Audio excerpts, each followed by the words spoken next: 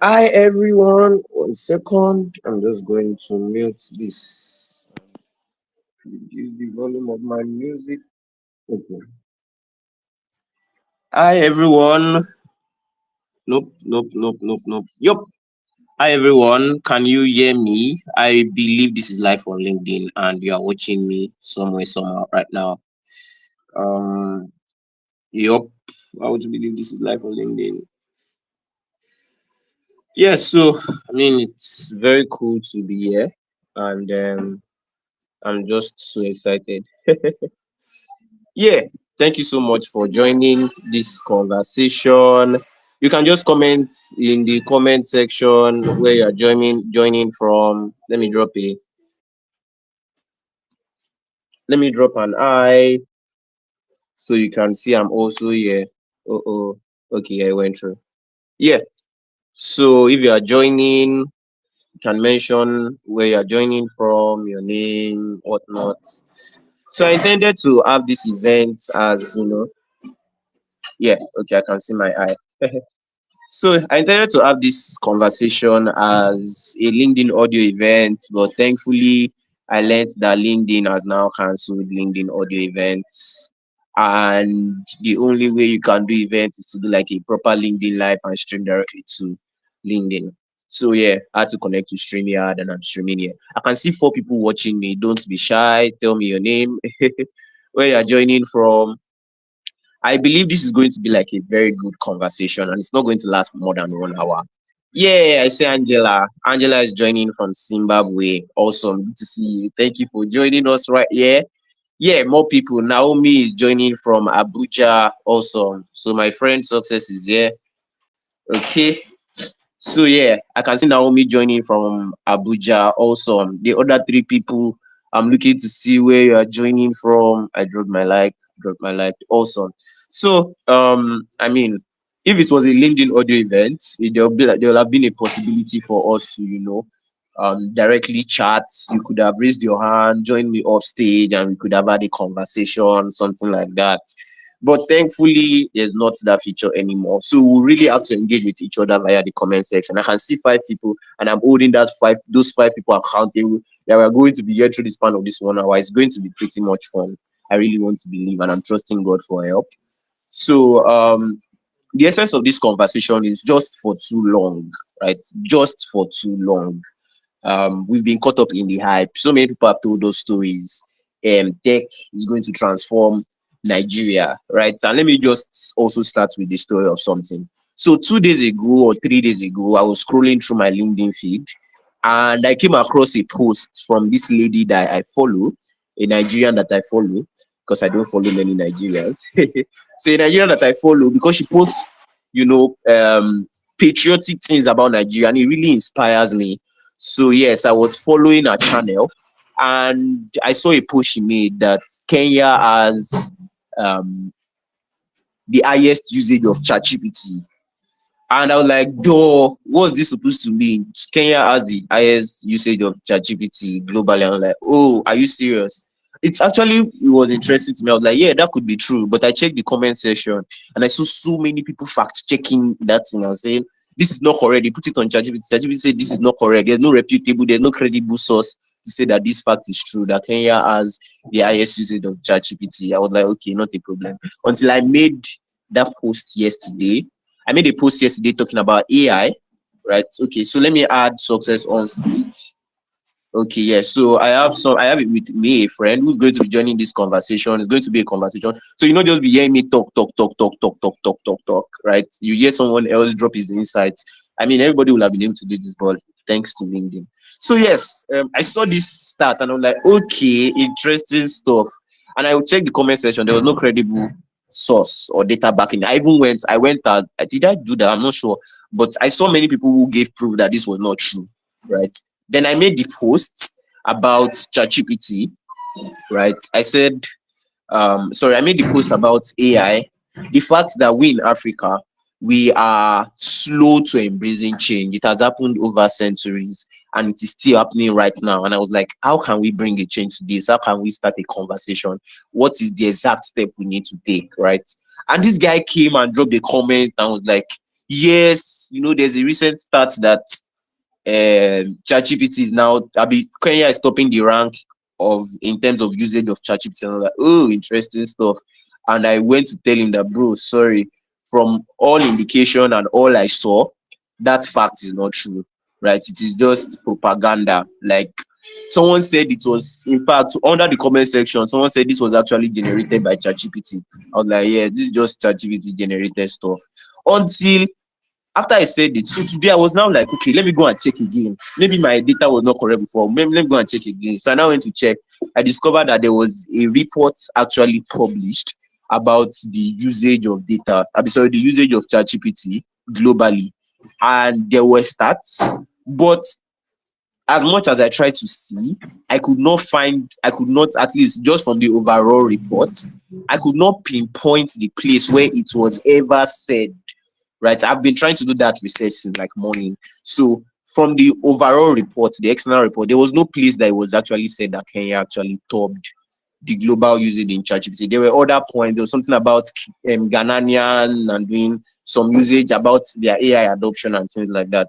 But there was not anything specifically about that. So I was like, okay, I will download the proper reports, the full thing, and study it so that I will confirm, right, whether this is another propaganda. So, but all over, you just go to Google now and search, like Life and Direct. Just go to Google and search. You will see articles from 10 hours ago, 24 hours ago, like people who are now publishing. All of them are just publishing. Typically, the way news happens in Nigeria, right, or Africa, right? We have our friend from Zimbabwe here, right? The way news happens in Africa, that someone just posts something and without anybody actually directly vetting it, and everybody starts reposting that same news and regurgitating stuff. So you would see. Then I even went to go and ask ChatGPT, and ChatGPT, I told it to do a web search, and it was quoting those articles that. Okay, 1 second. Let me close up my other tabs. Okay, yeah. So ChatGPT was quoting all of those other sources, all those people that that just release their articles and like interesting stuff, right? So, and what I'm now seeing is that people are carrying this propaganda to take us back to the old internet hype. So from 2019, 2020, 2021, there was a lot of hype, right, around the fact you would see those stats. Even World Bank joined them, right? 220 million people, young Africans are going to, they are going to change the world. They are going to create, they are going to use technology. They are going to access 220 million digital jobs. A lot of percentage of Africans are young people. And I'm like, wow, awesome, amazing stuff. And that thing, that stats became hype, that Nigeria, that our country started using to raise money for those many years. And we're not actually seeing so much of visible change. It was just more people who were being forced into the ecosystem and left on their own. People who struggle, would not find jobs, people who would, it was just a hint, and few people who were actually really succeeding. Because think about it now, you learn a tech skill.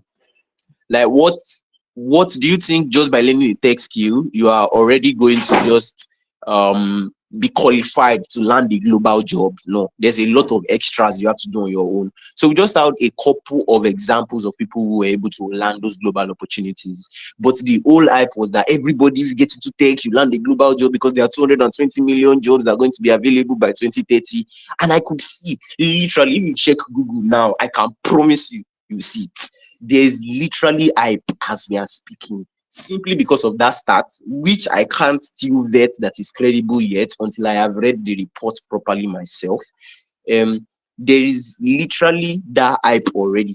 I saw a post that said, I saw one of the newspaper that said, this indicates that Africa has more digital natives, and this means that our talents are going to be able to use more AI tools than the world. So there's now a pool of talents in Africa. You get like that, a new conversation is already formed, which is a good thing.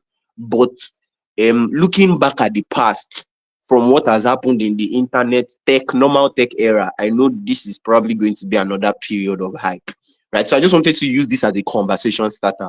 So the essence of this conversation is primarily, let's come together, let's look at it practically. What's the AI hype? What's the AI truth, right? What's the tech hype?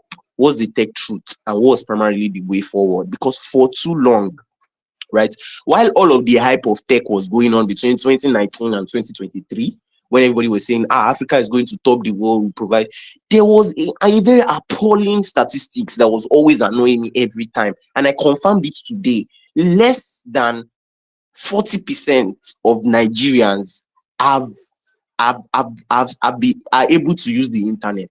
So internet penetration in Africa, as at right now, as we speak, is primarily 30%, is primarily 39% in Nigeria, and most other African countries is lower than that, 32. Kenya, that is in question, their internet penetration is 32% as at 2023, right? So the real question for me is, where do we merge it? My friend already dropped now, my father. Let me send him a test. Okay. So the real question for me is, when everybody is saying, oh, the world is going to, the new set of people that are going to change the world, right? And guys, I would really be glad if you could engage me. I would like to hear your thoughts on these things, like life in the chat room, right? The real question for me is, when everybody is saying, oh, Africans, we are going to change the world, we are going to do this, but internet adoption is primarily very, very, very little. If we come and ask ourselves the question, how many people have, for you to be able to install ChatGPT, my father's phone, let me just say this, my father's phone cannot install ChatGPT, right? Okay, can my father's phone install ChatGPT? My mother's phone cannot install ChatGPT. Yeah? Okay, your mother's phone has ChatGPT. Okay, my mother's phone has ChatGPT, right? But my father's phone cannot install ChatGPT. If you want to use ChatGPT, okay, my mother's phone is sister, press for my phone now. Exactly. You need to use, like, you need to be using a phone of maybe 2 gig RAM, right? Minimum 2 gig, 3 gig RAM. You should have 64 gig space for it. So what are we talking about? How many people in Nigeria have access to those kind of phones? How many people have access to quality devices? How many people have access to even laptops? Right? Let's just be very honest and factual with each other. So, success, I'm just going to throw it to you, right, guys? I would like to also put it to you and hear your thoughts on this concept. Let us start from the place of demystifying the hype. Like, over the next 8 minutes, what is really the truth? So what's really our condition about AI and tech in Nigeria? No, let's even start from internet adoption, because to the best of my knowledge, right, even with statistics, our internet penetration is very low. How many places in Nigeria, or let me say Africa, can you go to and have consistent network? I saw another one this evening, just before this event. They were saying, if you're on Third Mainland Bridge, which is the bridge between the two parts of Lagos, island and mainland, if you're on Third Mainland Bridge, you're going to have network. And I'm like, bro, that's propaganda, because I literally pass that bridge every time and I have to put off my phone because I can't access the internet, right? How many places in Nigeria do you have stable internet connection? One of the live events I held last week, I had to bend and do every kind of funny things. I didn't even know it was live streaming. I thought it was not live streaming before you can access good network, right? You need to beg God and pray that you will have electricity, right? So all of these things, these are the basic underlying factors. So what is the truth? What's the reality about our embracing of the internet? And would you say that we are prepared for the world of tech that just passed, right, and the world of AI that is currently evolving? So, success, I'm just going to open the floor for that question to you and ask the audience to also share their thoughts in the comment section.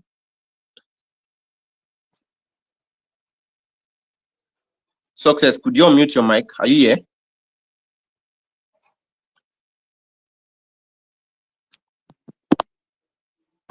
Okay.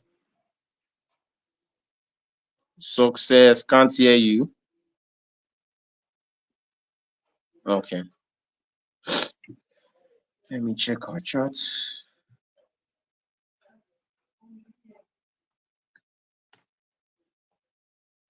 Oh, interesting. Okay. So success has not replied me, and apparently he's not replying yet. So yeah, success is this is just interesting. Okay.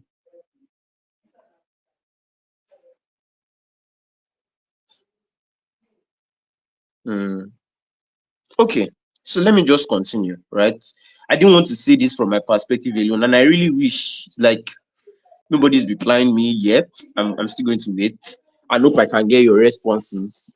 I really don't want this to. I really would have loved this could have been a like a LinkedIn live conversation, because I know my typical LinkedIn audio conversations are always like so tier fun. Like everybody takes the mic and we have these long, thoughtful conversations about these issues, about these concepts where we are able to address things together, right?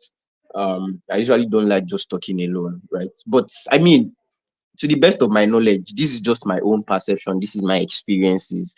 This is what I have seen, and this is what has held me back so far in this space. I mean, we're talking about AI adoption. We are talking about tech adoption, but we've even looked at the foundation, which is digital literacy. Today, I was I was having a conversation with my brother, and I was like, "Bro, you have to actually learn how to use the laptop, right? You have to actually learn how to use the laptop." And they're saying the generation of these people are digital natives. They are able to they are able to they're able to use digital devices. They are able to connect to the world of technology. Um, they're able to do all this and that. But how many young people can proficiently use a laptop? Let's just be honest with ourselves. Yes, there are different classes of people. There are people in the elite classes, people who grow up with that background and whatnot. Yes, they can easily access and use a laptop. Oh, success, guy, we are really, really, really high. All right, your sins are forgiven. So, yes. So I think I'll just go on my own without success for now. All right. So, you know, to the best of my knowledge, right, AI adoption is just, I mean, even normal tech adoption is pretty low in Nigeria today. Why? We have little, we have little to no, we have little digital literacy, right? We have little digital literacy. We are just getting started, right? We are just getting started on that part. And I think that's where the work actually starts from. I am of the opinion that that's where the work starts from. We have to, well, yes. I mean, you have a point, Priska. We are doing well with regards to electricity. I'll say we are getting better. I'll be honest. You have a point, right? Because where I live now, my father was thanking God about the fact that I came home and my father was thanking God about the fact that we're having good lights these days, right? It's progress. And let's just hope that it becomes much more better, right? So, but I feel like there's a lot of foundational issues we have to address. We have to start looking at it from even a perspective of digital literacy.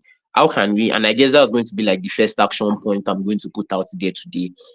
Um, there's the whole thing about democratizing tech education, getting this and this that 10,000.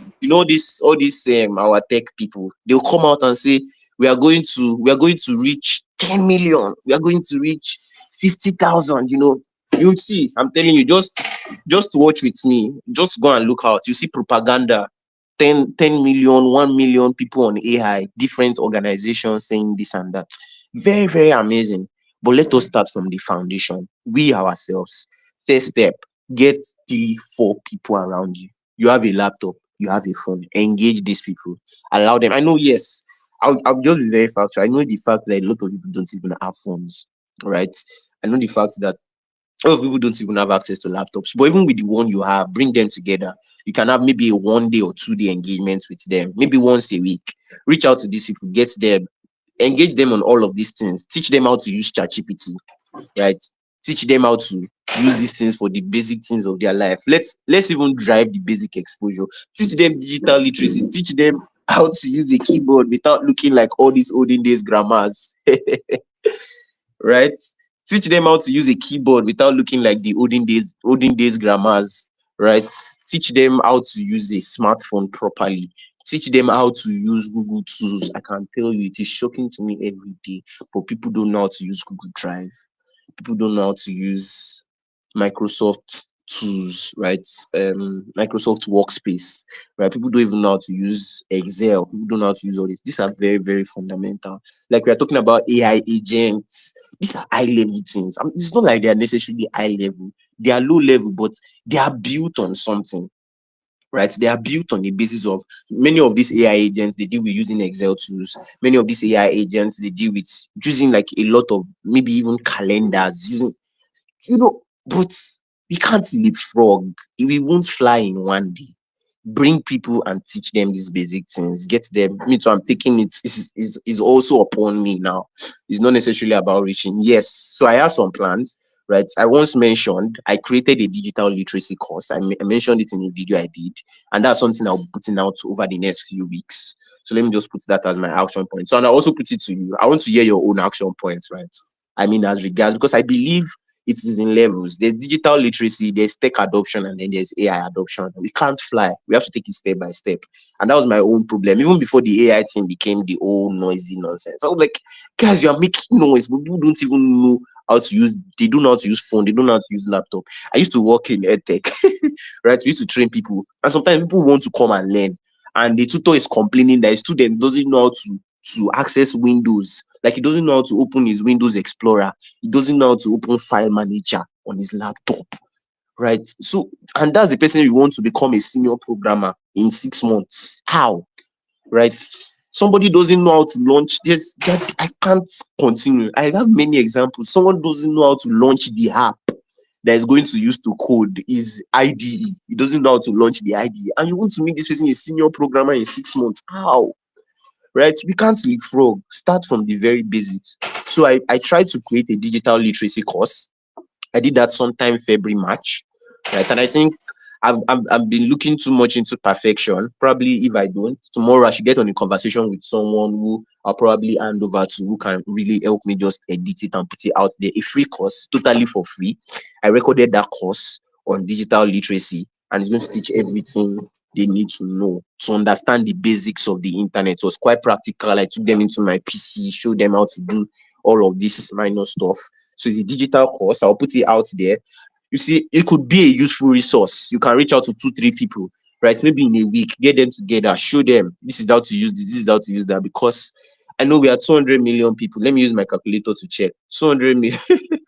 Okay, if I'm reaching out to 200 million people, right? If there are 200 million people in Nigeria, okay, so we have to, let's say, prosperity by virtue of the grace of God and the long LinkedIn live sessions we'll be holding week to week around this conversation is able to reach 10,000 people and like get them to discuss these things, right? Say we are able to do this for 52, we have 52 weeks in a month, in a year rather. So 52 weeks, right?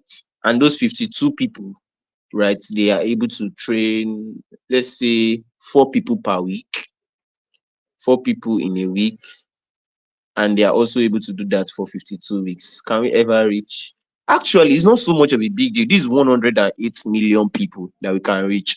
Say I reach 10,000 people over the year, and these people teach 4 people every week about AI tools. No, that was actually nice, right? That means we can actually reach about half of Nigeria, literally, and engage them on digital literacy skills, like even the basic foundation. So that's going to be the action step for me. Success is not back. Oh my god. I wish success was here, right? Because conversations are boring alone. But that's my own action step, right? The first thing I'm going to do is to work towards making that course ready, a helpful resource that anybody can access, and as much as possible, continually promoting it. I think I had a community of like 400. I ran an ad sometime that February too, and had a community of like 400, 500 people that I wanted to guide through the journey of getting into tech. So I would probably engage those people, give them access to the course, get them to learn from it for free, and get them on that journey too. And as much as possible, I also take that step of 4 to 5 people a week. And I guess when we come to these live events every week, I'll probably be giving reports on, okay, how many people have I really been able to reach? I really hope it will work, right? Because it's really, really disappointing for me, right? If we are able to actually achieve that aim, right? Everybody around you, just bring them closely. It is our shared responsibility. There's something I've just learned over time that um there's some level of growth that you want to find. There's some level of progress you want to see. That if you really want to see what you see in your mind come to fruition, especially as a community or as a society, everybody has to take shared responsibility. It has to become something collective for you to really make any level of progress. So yes, I want to hear from you. Is this something you are going to do? Right? You can just say yes, I will, or no, I won't. Like, this is not it is not my responsibility. I'm not to carry the worries of the world on my head. Yes, and that's totally fine as well, right? But I mean, there are just times when we have to do things that actually do not scale. And yes, I feel like there's a part of this conversation that is always really missing.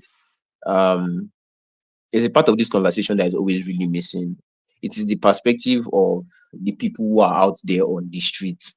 Now, I typically break Nigeria into three classes. Am I the one that break Nigeria, or people are always broken into three classes?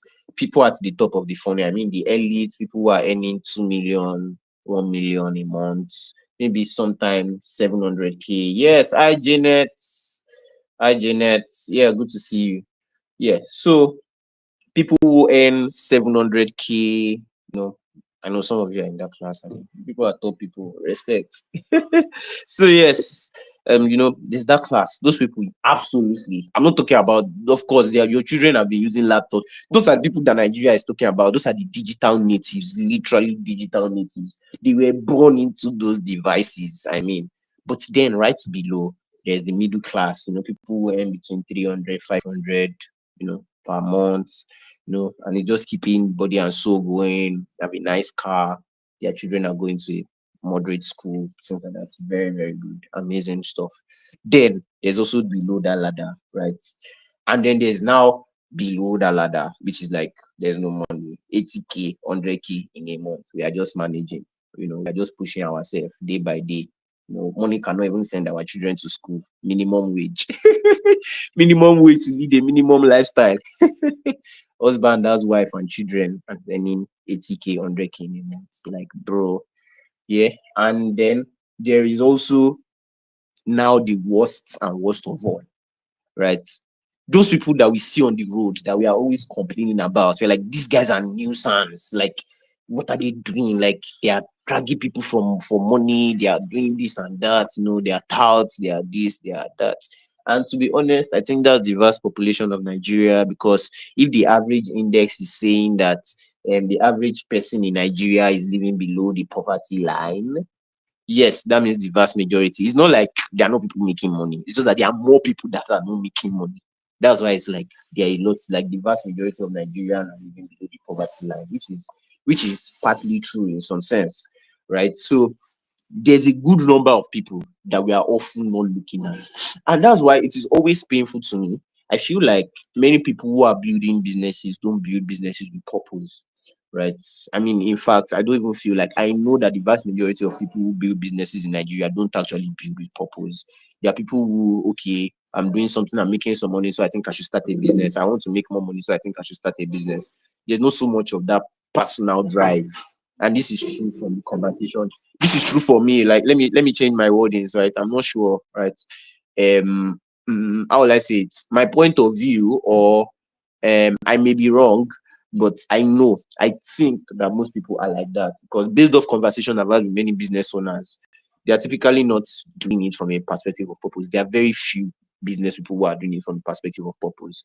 So if I want to break down what I view a country as, I see a country as a place that is developed by collaboration between the public sector and the private sector, especially a country like Nigeria, which is very capitalist driven. The government is playing their part, but then the people are also playing their part. And the people, in this sense, we are talking about people who are building businesses. So it's the shared responsibility of the government and the businesses to actually develop the country. That's why all businesses are supposed to actually pay tax, right? Because it is very fundamental. If it's a different kind of country, if you're in China, this is different, right? Of course, and even in that one, you even pay more taxes. But we're in a country where you are not so much is asked of you. You've been given a space to grow in some sense. Yes, the government is not doing their best, but if you compare this to free spaces, or all those countries where everything is logged and the regulation is very heavy, you know that you have a lot of space and freedom to do business in Nigeria. It is shared responsibility of both the government and the private sector to actually develop this country into what it's supposed to be. So many times when I see people pushing blame to the government, I look back and say, you are not blaming the right people. The government has choosing specific parts of the country. The government's work actually is supposed to be surface level. They're supposed to be doing things around policy making. They're supposed to be doing things around guidance. They're supposed to, that's where the level of government. They're not supposed to be doing so much of intervention. They've handed over intervention to private sector. That's why Nigeria is a capitalist-driven economy. So it's supposed to be the leaders, like business leaders. They're the ones supposed to actually be developing this country in one way or the other, right? Very practically. But it is the inverse, actually. It is the inverse. That has not proven to be true. So, and the reason is because our capitalists are literally capitalists, which is very sad. Most people who are doing businesses are doing it for their pockets. Most people who are doing businesses are doing it for themselves. Sometimes because they feel like it's supposed to be their job and they're supposed to, so they do things called CSR, corporate social responsibility. So, okay, yeah, let us just do something once a year. Maybe they'll do one borehole or they'll do one scholarship program for 3 people, things like that. But actually, it's supposed to be the active. Anywhere you're making money from, you're supposed to be directly investing into development of that place as a capitalist driven economy. But it doesn't work that way in Nigeria, anyways. So, but the major problem is these people are actually really, really greedy. That's just the problem. Many business owners, and I see that as a mindset that makes me. Really, I'm talking with business owners. Nigeria needs more impact-driven businesses. People that are going to come with the perspective of we really want to see a change, we want to see a transformation, we want to see things that no one has actually done before, right? And I really feel like that's what is restricting our capacity to innovate as a country. That's why we have many businesses that a lot of people just jump on business. Many people jump on tech businesses because it is the team. They hear that they are making money there. People are jumping on AI businesses because it is the team, and that's where people are making money. That's what I'm seeing. Like practically, you can give me 10 AI businesses in Nigeria, and I will prove to you that they are just doing nonsense. Like what they are doing doesn't even need AI. It doesn't even need tech. Like what some of these things they are doing is not even like it is just normal that they're not supposed to be thinking, but primarily because they're talking about is a way to make money, they just package it up together and say stuff. So greed is one of the primary reasons. And a lot of businesses are supposed to be actively reaching out to everybody in these different cadres of life in Nigeria, from people at the very, very bottom to people at the very, very top. So the part of the people that really suffer the most for what happened in Nigeria and Africa at large, I feel like there are people at the very bottom of the ladder. Because explain to me why some people, I was saying how some people are earning 80 to 100K, but let me tell you, the vast numbers I'm talking about, I think at least there should be up to 50% of Nigerians that are not even earning up to that 100K. I mean, the keke riders, of course, those ones can be earning, but there are people who are earning 20K. There are people who are earning 30K. There are people who are just hustling. There are people who are clearing grass. There are people who are, do you get? That's the good number. That's the truth. Let us break the truth for ourselves, right? And children are born into those families, right? Children are born into those families. They are raised in those families. There are a lot of communities like that. I mean, that's the vast. Lagos is a very fine place, so but the top part of Lagos, all those VI. Okay, good. All those VI, Aja, all those VI top side, right? It's not any VI Aja. All those VI Aja top side, fine, that one deal.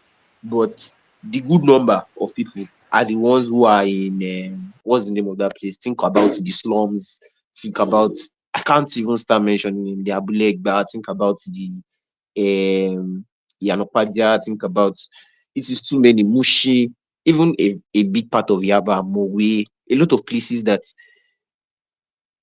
it is the good number. It is the biggest part of this Lagos, and a suffering that is going on there. If you go there, you see that people are just barely making enough to actually survive.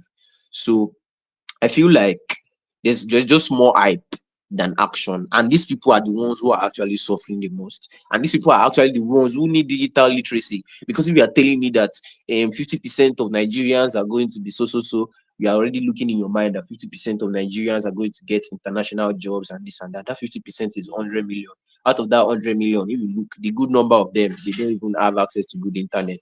The good number of them are the 70% that they are in this rural, like very, very bad rural communities that all that is in their head is how to become Yahoo boys and how to just make money quickly. A good number of them are the ones who are really, really struggling. And we are not taking this education to them. Of course, there's a balance I'm trying to make, right? Something I try to remind myself of is the fact that not everybody will be rich, right? Not everybody will have money. But I believe that we can improve what the standard of poverty should mean. Like if you, so from what I hear, like if you watch movies, right, you see the poor man in US or poor man even in Korean movie, you see a poor man like, and you see he has a house, he has a average house, right? A poor man has his child has a room and he have a laptop. That's just what a quality standard of living is supposed to be, right?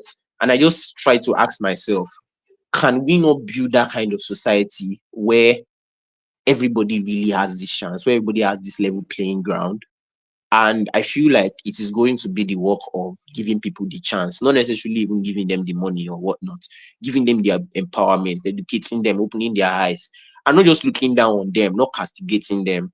I lived in a community like that.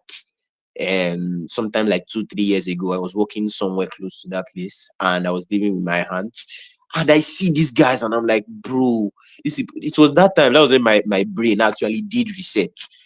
Because before, if I'm going on the road like this Agbero, these people are doing this and that, and how are these people like this? How are they talking like this? But when I lived there, my eyes opened. In fact, there were some of them I had the privilege to have conversations with. Okay, okay, good, good. So, success is here. So, I had the privilege to have good conversations with a couple of them, and this it just really hurts my heart when I see that these people actually have no chance. They just come with the perspective of they can't even finish secondary school, right? Before they pull out, they go and learn a trade. After they learn a trade, they go and also their path to success is typically maybe football, maybe dance, maybe Yahoo. Those are the three things that are like their chances to success because they don't even have money that they can use to go to the university. Who is going to sponsor them, right? So all of these things are things to actually consider. But if we give everybody a level playing ground, if we empower them, if we educate them, they really have a chance. And it really moves my heart that these days when I'm going on the road, I'm just like, if I was born in these people's situation, myself, I'll be doing drugs, right? Myself, I'll be talking anyhow. Myself, I'll be doing anyhow. So I don't look down on them again. I just know they don't have the chance. And these are the people we have to reach. Like, I'm just saying all these things. So it should probably steer something in us, give us a new perspective, allow us see things from a totally different way that should now drive us to action. How can we help these people? How can we reach them? How can we educate them? It's not the one of going there and taking fine pictures and to just show on social media, oh, I saw this boy on the road and I took picture of him and now I'm taking care of him. No. I mean impact that doesn't make noise. That's what I'm talking about. Impact that doesn't make noise. You're able to help someone, you're able to enlighten them, you're able to give them a path to grow and you're able to support them. You're able to help another person. You're able to give them a chance to grow. You're able to support them. Just that process. You don't have to do too many. You help one person and that person grows and that person goes back to help many people. Someone also gave me a chance, right? That's what I'm saying. That's why I like to say it. Someone also gave me a chance, right? Because I don't want to start saying the story of where I'm coming from, right? Someone also gave me a chance. Someone also made the sacrifice for me.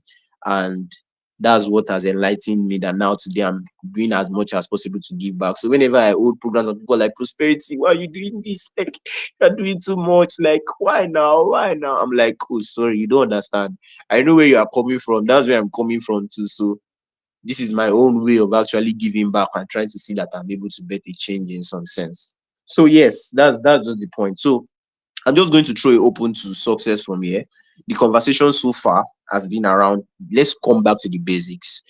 Um, Digital literacy. Like, and I just want this to be a conversation, right, for the next few minutes. And as much as possible, I've been putting it out to the audience to answer. I've been seeing Priska sharing her thoughts from time to time. Amazing. Thank you so much. Um, and let's just have a quality conversation around digital literacy in Africa.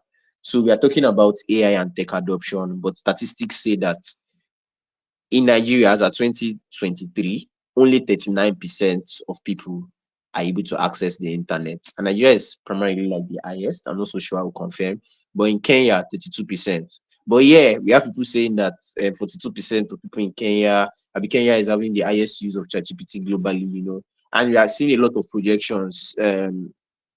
Nigerian African youths are going to be the global workforce. But fundamental, we have not even started. Internet penetration is not even there. Like, a lot of people don't know how to use digital tools. A lot of people don't know anything, right? I was holding a program last week, and people were like, "What is ChatGPT?" I'm like, "Wait, what?" It shocked me like to the brim. I could never believe that someone could ask me that question. But when someone asks me what is ChatGPT, I'm like, "Okay, I am in trouble. Actually, I am literally in trouble." Right? So my question is, what's the practical truth about digital literacy, and what's like the way forward? What actions can we take? Who is supposed to be responsible in some sense? What are the failing institutions? How can we drive accountability? And what are those steps we can take to drive real tech adoption and probably AI adoption in Nigeria success? Yeah,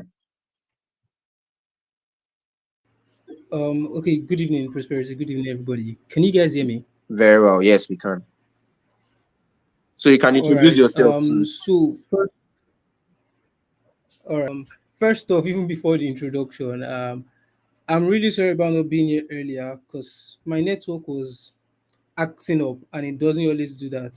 Really sorry about We are that. together, brother. That's what we are talking Okay, about. so exactly, I heard. My name is Success. I'm a student of Obafemi Awolowo University, studying management and accounting. Things that interest me are anything around Africa, business, and then the economy of Africa. So basically, I could hear almost everything Prosperity has been saying since, and it has even been eye opening. In my opinion, right, I feel like one of the biggest factors that is still making us where we are today is our environment. I When you just mentioned something now, Prosperity, that you were at an event and then they asked you what ChatGPT was, or you asked rather. You see, I was just thinking, right? Because even people on campus here in OAU that have access to the internet, that use social media a lot, some of them still don't know what vibe coding is. Even with the way Lovable eats the news and all that, all these AI coding tools by chat, some of my friends they've never heard of Lovable. They don't know anything called AI aside ChatGPT. They don't know when we say something like LLMs or uh, just they just know ChatGPT and that's all they know as AI. And in my head, I thought that's even terrible. Not until you mentioned that someone doesn't know what ChatGPT is. And now I'm even more scared. Like before you mentioned it, I wasn't so concerned, but now it's like, wow, how is that possible? So another big thing is, can you guys still hear me? Prosperity. Yeah, I can hear you absolutely. Right. All right. Another thing is this. That's why I said it's our environment. When the whole internet of a thing first started out, not many people from this part of the world could see the potential and keyed into it. They still complain about it. They still talk down on it. And if, in my opinion, right, I believe that there's only so little the government can do. We, the people that are aware, are actually the one that is supposed to shout more about it. Imagine if someone like Lai Wasabi or I'm looking for these popular guys on IG and all. If they just come around, okay, there's maybe all these tech guys, right? They just come one day and they're like, they created this software using AI. They made so amount of money from it. If that video has like 1 million impressions, I'm sure like a large chunk of it is Nigerians. Majority of the people there are going to check it out and also try their luck. However, if we try and depend on okay government initiatives or NGOs and all, there's only so little that those people can cover. Another big problem is these people not having access to tools they can use. Like sometimes I look at people and I'm like, why are you not doing this? Why are you not doing that? Some of them say, oh, they don't have a laptop. Some of them say their phone is very weak, and I completely get it. It can be terrible sometimes using a very small phone to to use to like build or anything. But like if there's anything, I believe that Africans can tap into this AI race, but it is going to be very slow for us because there's so much work to do. Like, how will you not know what ChatGPT is? It's still, I'm still confused. Like, Prosperity, maybe please, I think I need to ask you, the the person that said maybe he or she doesn't know, is it like an event where the attendees were young people, like between the age of Core 10 to 12, members, or like core they were members, core members, NYSC core members. NY Jesus? Wait, like those are 20s and 30s, and they Jesus, wow. I'm very happy. This is why Wow. I cherish conversations actually. So um you know, this phone thing, this devices thing we are talking about, the vast majority of people, because I do this thing a lot. I mean, I engage a lot of people on different programs. The phones they have are the kind of phones where they will tell you they have to delete something before they can install something. I don't even get what I'm saying. They have to delete maybe an app, or delete all the videos, or delete all the things on their phone before they can install something to use. They are the kind of phones that for them to connect to are we even talking about internet costs? Where all year when MTN just increase their internet costs, they're the kind of people that for them to come online, they have to use midnight data. I mean, if any Nigerian, let me tell you, if you see any Nigeria that broke through, that really started from the ground and broke through, that person really put in the work. I'm telling you, the person went the extra mile. The person was really ready to suffer and say against all odds. But the question is that supposed to be the standard? Is this supposed to be a war? Are we supposed to struggle? Is it supposed to be a fight? And these are the hard conversations we should have. But nobody is talking about this. Nobody is putting, like you said, like, because actually when this whole AI and tech conversation thing started coming to me, I was like, okay, what I'm going to do is that's why I actually used Nas Daily's video and posted it on my LinkedIn, because I'm thinking of the potential, the possibility of, he has the platform, he has the people. I would probably send him a mail or something. Let's get the word out there. Let's really try as much as possible to drive advocacy. But as you said this, I'm like, what are all our influencers doing? We have the power, we have the media. Some of us are broken out. Why are these people not talking about these things? Why are they not driving digital literacy? Why are they not doing as much as possible to teach people? Everybody's just busy dancing. Like you mentioned, the environment, but environment is not even just a physical thing. Sometimes environments can be mental constructs. Environments can be the people you are, environments can be the things you consume.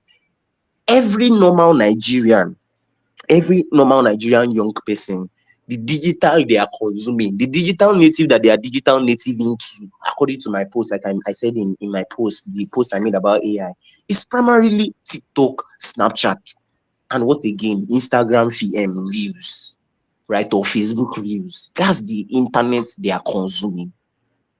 So tell me how these people want to. That's the environment. That's the content. People dancing half naked, people making stupid jokes, people talking down on academic achievements. People, that's the environment. And that is the abundance of their hearts. That's what they know. So how do you expect them to? A typical person, a typical young person that is not guided and accesses the internet will be destroyed as an African. A young person that is not guided, that someone is not there saying, okay, this is what you should not check, this is what you should check, and person accesses the internet, person is going to be destroyed, because what the content they will be fed with immediately, which is the majority of the content, there is just going. So why are people who have these platforms not driving the appropriate conversations they should drive, right? To be honest, I mean, that's just what I was thinking.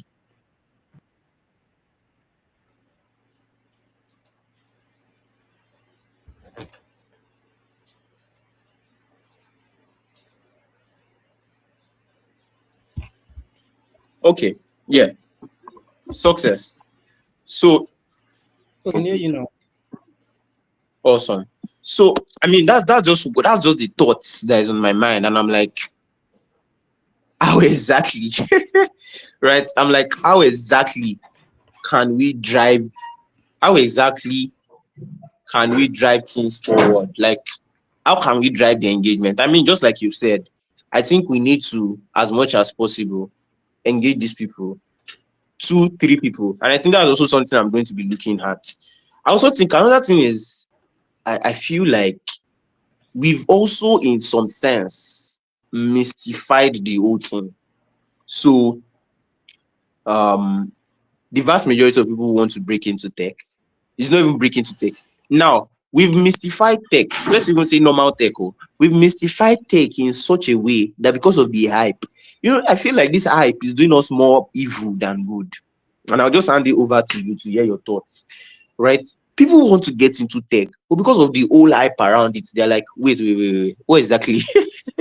What exactly is this old tech thing first? Some people I talk to say they do, you see, anything tech, they don't just even want to hear it because everybody's just hyping it, everybody's just talking about it, and there's no real action, there's no real explanation, there's no real breaking down.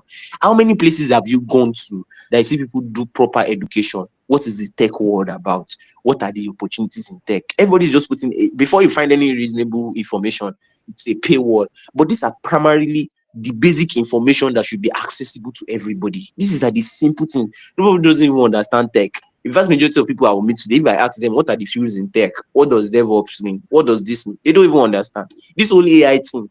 Everybody so how do we break down this? Is there not supposed to be a point of us breaking down these things? There needs to be a level of information democratization. Like, people should be able to access at least the basic level of this information in some sense, right? I think I'm going to stop here and just hear from you because I wanted to start talking to one area that if I start, I'll not finish now. So let me just hand over to you. Yes, success. Okay. Thank you very much. You see, I each time I try to think of where the problem started, I only get more confused.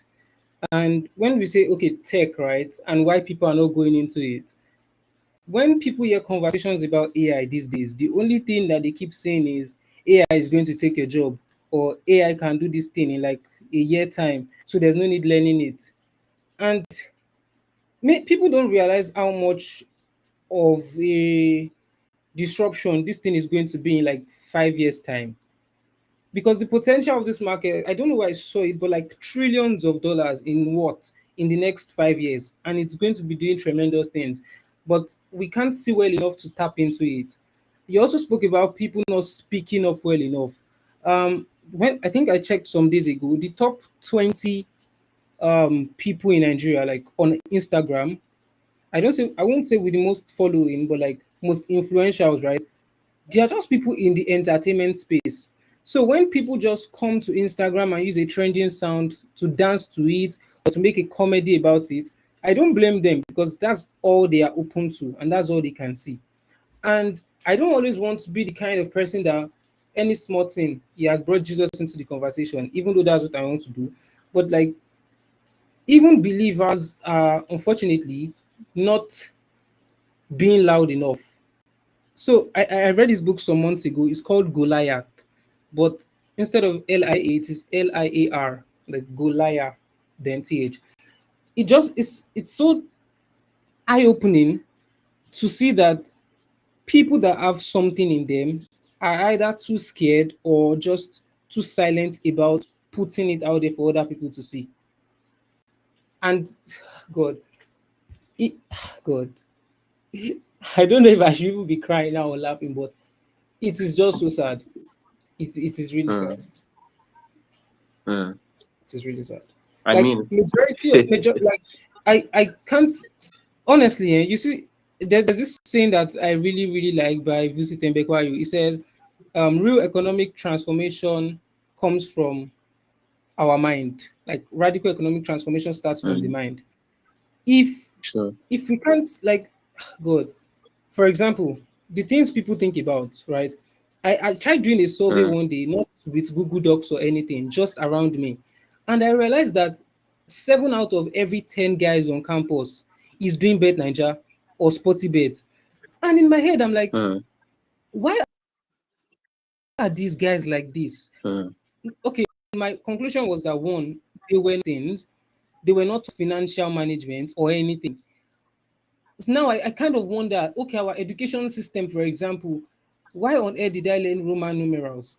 Why did I learn the history about the Great mm, Wall of China? Why are the important things of life not being taught in school? How to manage money, how to find value, how to create wealth. And it's mm, so sad because sometimes I'll go to the school hostel because I stay outside campus, and then I go to my friend's place on campus, and then the conversations this guy have. Prosperity, there was this day I was so frustrated that I literally had to walk out and I wanted to scream. So they were talking about LinkedIn, right? mm, One of them said he saw an opportunity, like he attended an event. They spoke about LinkedIn. Then they wanted to give LinkedIn premium account for a whole year and then mm, LinkedIn coaching. But he was like, what does he want to use it for? The Even if Jesus, unless the way Nigerian guys will talk now, like things like if it's on LinkedIn, I will still not use it.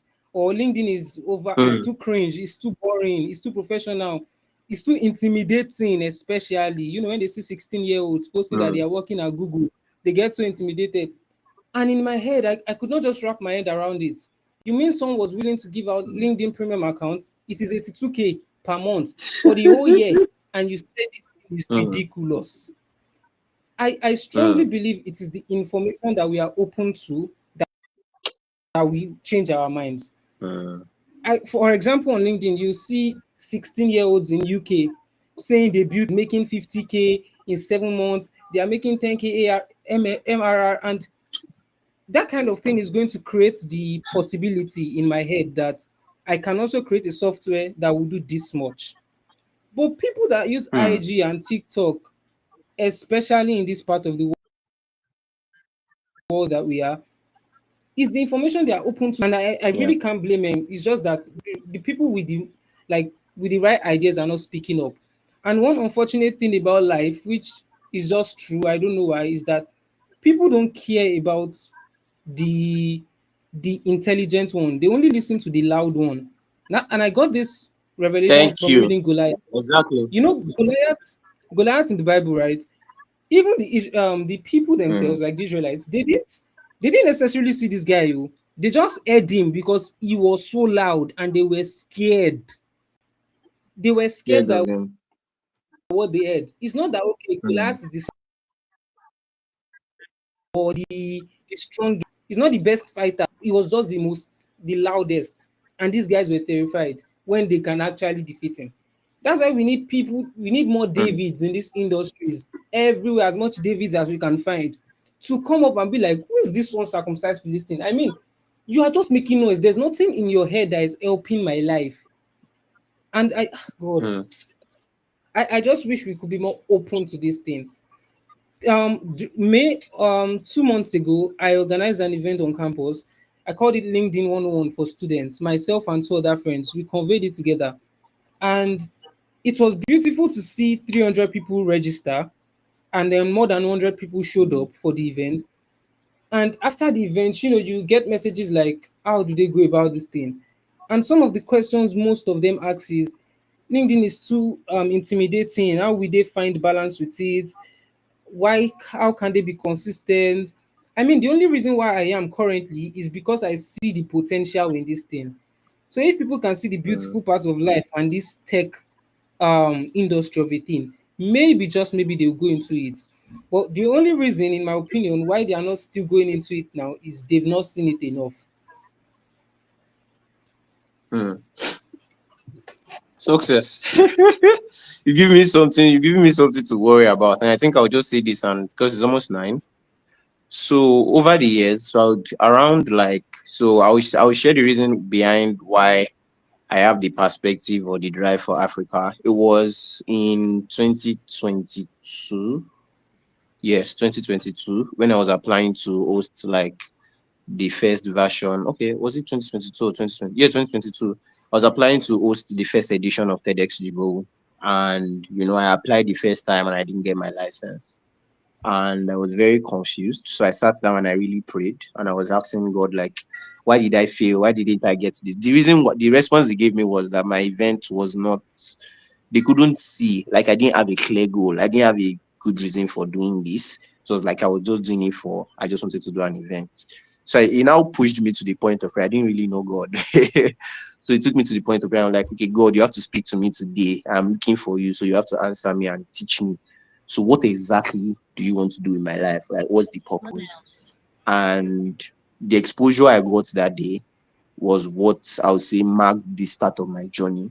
And it was majorly around betting change for Africa. And I would say, like, since that point, that was where like everything really changed for me. And I started moving with a sense of purpose and conviction.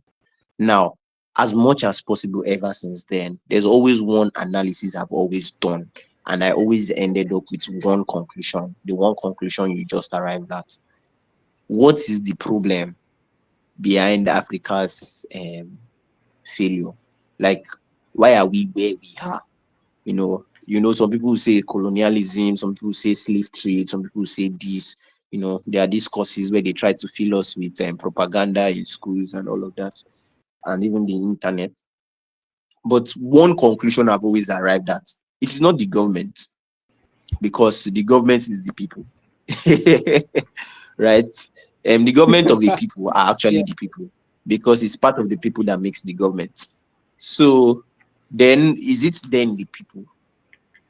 Are the people the problem?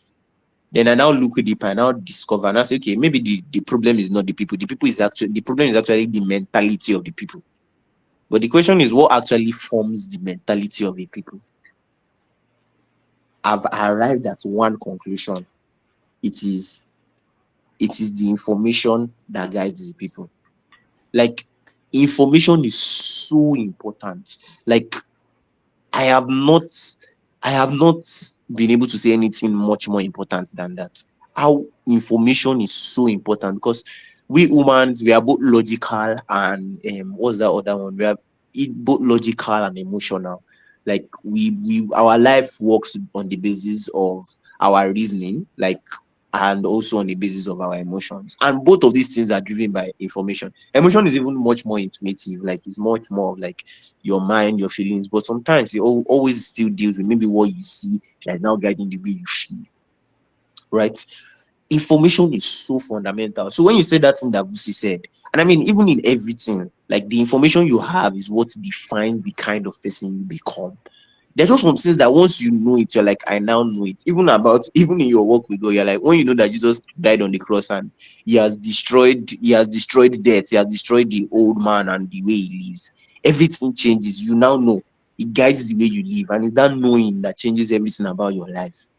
But when I came across this concept by Vusi that you spoke about, like how information is so fundamental, and the information you expose yourself to is what changes. Like, what becomes possible to you is on the basis of what you know as what is possible, is because of what you listen to, what you heard somebody say about, what you've agreed to that is possible, and that's by the virtue of the information you have accessible to you.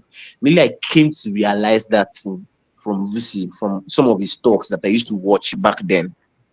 What I did was I engaged on what I call radical optimization of my life. I mean, I had radically optimized everything. I carefully choose who I listen to. I carefully choose who I have conversations with. I carefully choose ideas I embrace. Because my rule of the thumb is that life is made of propaganda. I don't believe anything. That's one of the things. Like, I don't, that's the number one basic thing for me. I believe that life like this is full of, and over time, as I now continue engaging more of life, I started seeing a whole lot more. A lot of things that were orchestrated, a lot of facts and truths that we've embraced are now facts to us, that were primarily orchestrated and built by somebody. So what I did since that time is I optimized, like, I choose carefully what I see on social media. I choose carefully the information. I choose the kind of conversations I jump on. I choose the kind of places I go to. I choose the kind of people I even have conversations with. And I won't joke with you. That has really, really, really helped. And I intentionally search for, like, I can't explain how deeply I go into these things. I intentionally search for information that expose me beyond what I am supposed to know. So if I know something and it looks like I know something, I go the extra mile to go and look for what's that next level of information.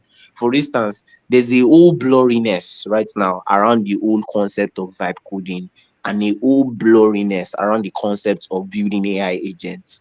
You do want to know the length I am going to right now to make sure that I expose myself to the depth of these things early enough to push Hmm. myself. Like I intentionally, as much as possible, try to expose myself beyond what I'm supposed to expose myself to. So if everybody is thinking in this realm, I try to. And to be honest, I feel like it's that information poverty that is making us really struggle the most. 5 minutes gone, right?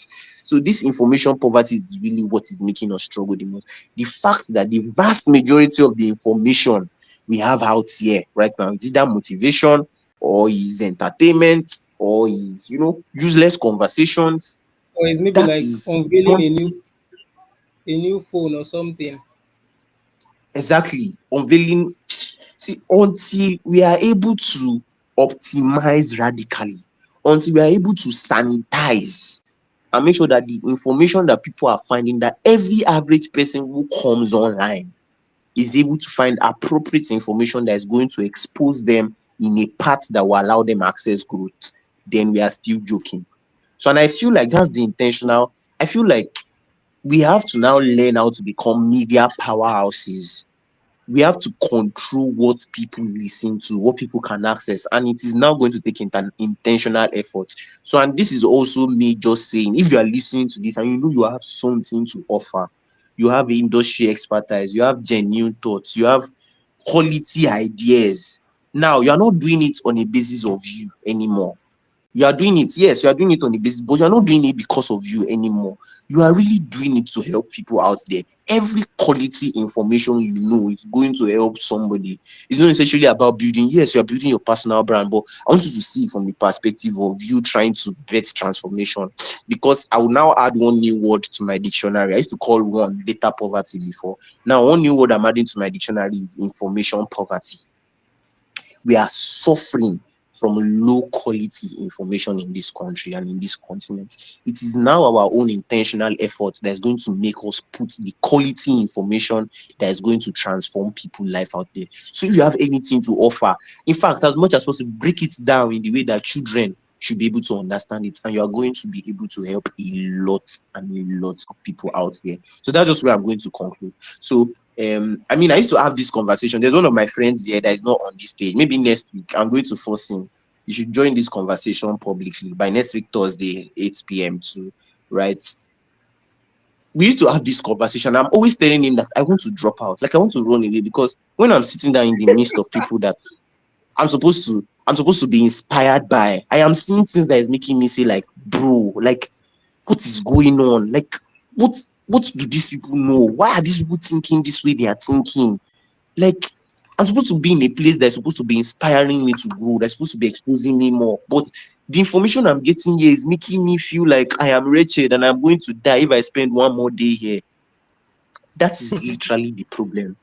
The point is, if you let me round up with a post I saw this week.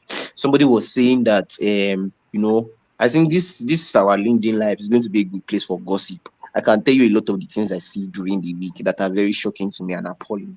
Right? Somebody made a post and said in the UK or Abia, sorry, like education is a very good pathway, blah blah blah, and Sundar Pichai, the CEO of I think what's Google, yeah, the CEO of Google, is from India, and education helped him. Ngozi Viala, I saw the post she too. schooled at yeah, exactly. She schooled at Harvard and that helped. I was like, okay, nice one. But when you look at it, where did Ngozi Weala schooled? She schooled in what's the name of that school? She schooled in what's that thing? In Harvard. Where did Sundar Pichai school? He schooled at MIT. What are the people those people are talking with every day? You go into a room and you are shocked by the quality of the conversations they are having. You are shocked by the way people are thinking. You are shocked about how driven people are. I put a post in the comment section. If you follow the link to that post, you would see a 13-year-old boy who's building a startup. 13-year-old boy. So you are in a room where you are seeing people who are so driven, who are so in the future, and you are saying that this. You see, when you are comparing their achievements, you go and ask Ngozi Weala that the people that finish Harvard with where are they? she'll start pointing you to people in high places, because that's the rule, that's the quality. So if we were here and we are now deceiving ourselves and saying that if these people go to school, you too can go to school and prosper. So when your teacher is teaching you ABC and telling you to photocopy 72 pages, or to tell you to write the story of somebody that doesn't concern you, so how do you want to match that? So as much as possible, it is our own responsibility now. Like my guy has said, let's not leave it. Government parts, government did their day, right? We now have to ensure that we put quality information. We have to we have to simulate or build that environment intentionally. Everywhere you get to, every room you get to, make sure that you put information that transforms people perspective, put it in that room and let people see the light, expose people. Once you give people that exposure, they can run, they can even fly, right? And I think that's really a good point for us to stop today, right? Quality information, put what you have out there, then also as much as possible try to directly engage people and allow them access these digital and AI tools we have out there. At least those are practical steps we ourselves can take currently at this level that we are. So guys, I mean, thank you so much. This has been a very good conversation. I'm happy this is a good place. I mean, next week we'll come and talk Africa. It's not that deep. We're just going to come again, have a good conversation about what's going on in Africa. And it's going to be a very good topic as well. It can be maybe around digital literacy or even education. I think that was one thing that I want us to discuss next week. Education in Africa. And I know that by that next weekend, I will see a lot of things that can. Let's come and talk about what is education and what are the challenges of education in Africa, and how can we contribute and how can we bring about real growth. Yeah, so success, any parting words? Um, Honestly, I would say you already mentioned it. So if you ever have something in mind that whether it looks so huge and complicated, it doesn't look that big, honestly. We have Mm. information now. Just go to ChatGPT, for example, tell it this whole idea, just pour out your entire mind, tell it to give you the challenges you might face, the potential, etc. And then use the people around you.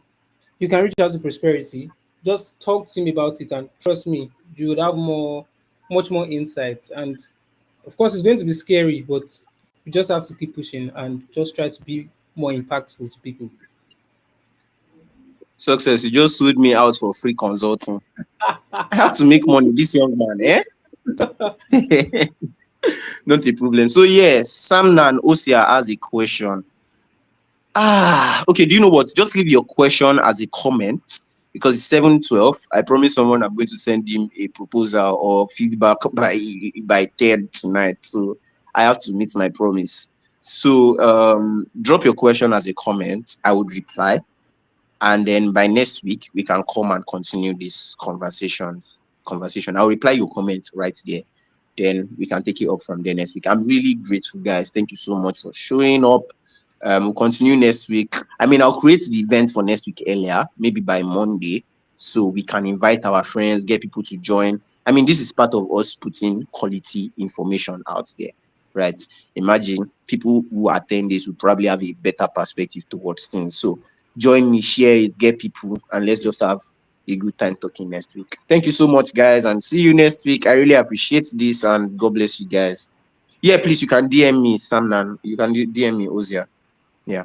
Thank you so much, guys. Bye. Thank you very much. Thank you.